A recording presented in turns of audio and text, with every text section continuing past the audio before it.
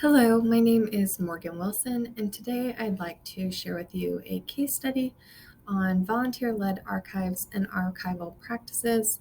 I would like to look specifically at the Walkerton Area Historical Society, and this is obviously for access and description in archives for Wayne State University.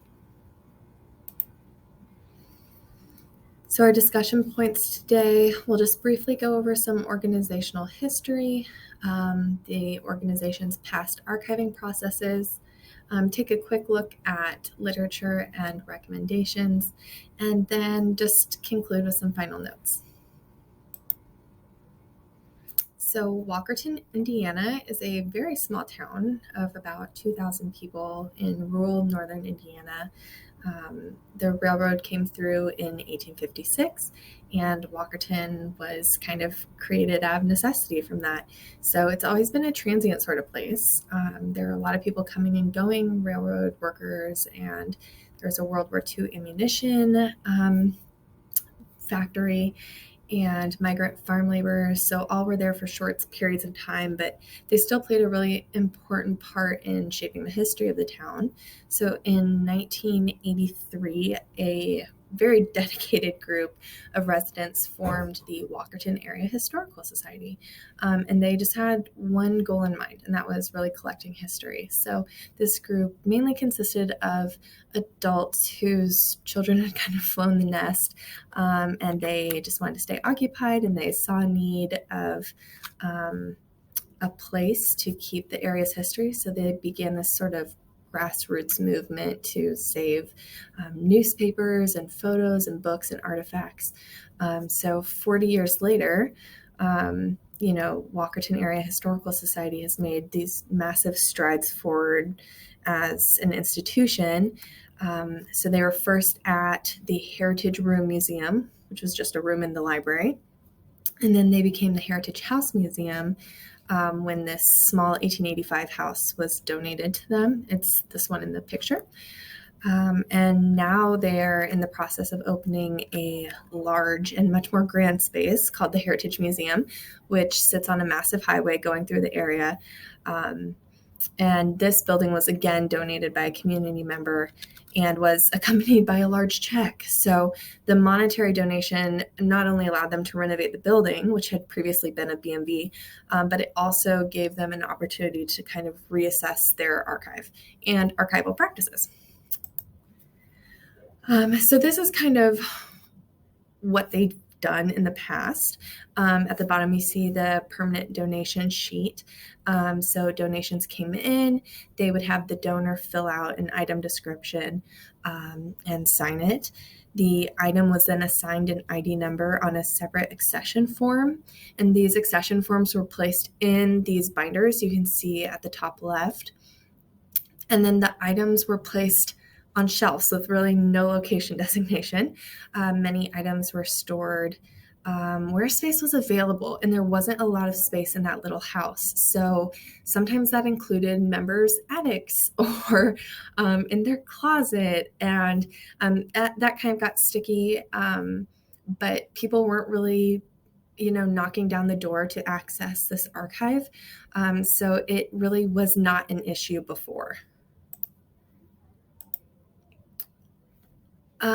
So then, of course, the biggest hurdle was moving the information into a catalog system because the entire organization is ran by volunteers, and none of them have formal archival or museum training. They know where items are because they're the ones who put it there. However, with the death of several charter members in 1998, it became very clear that they needed to do something, and soon. So they started moving the metadata from these accession forms, and this is an example of one at the bottom left, and they started moving it into an Access database in 1999. So you can see ID and description were included at first with the eventual addition of condition. But of course, the key missing component is location. We won't even mention DAX here. And when we were moving, this became very obvious, especially when an inventory was requested from the town. So most of the scholarly articles I read were talking straight to archivists themselves. The assumption always being that, that archivists were onboarding volunteers. So there's an article by David Carmichael that's called Involving Volunteers in Archives, and it's just like they need to be recruited carefully and assimilated and involved properly, but nothing deeper, nothing geared towards volunteers or running on the assumption that volunteers are leading archival practice or just the archives. There was actually a pamphlet produced by SAA on best practices for volunteers in archives, which I got excited about, but it was just on how to manage volunteers. And so I hoped that by looking at an organization focused on local history efforts, I'd find more information on implementing cataloging in volunteer archives.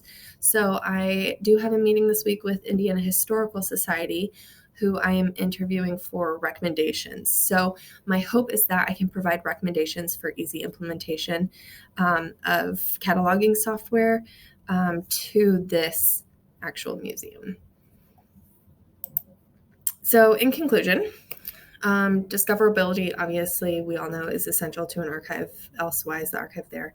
But there's more I'm worried about here than discoverability. So the lack of finding aids and descriptions on all of the items means that inevitably we will no longer have any context for the items within this archive.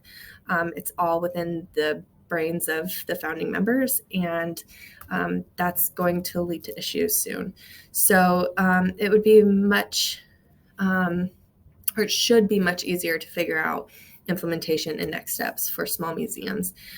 So this is actually a picture of what I've been doing for the past 9 months, which is redoing the archive. So really just rehousing materials, putting them in a specific location. So each shelf is marked with a number and a letter, and just trying to, I do volunteer here, but trying to at least get everything sorted so that when we finally do implement some type of cataloging system, we can have everything ready for that.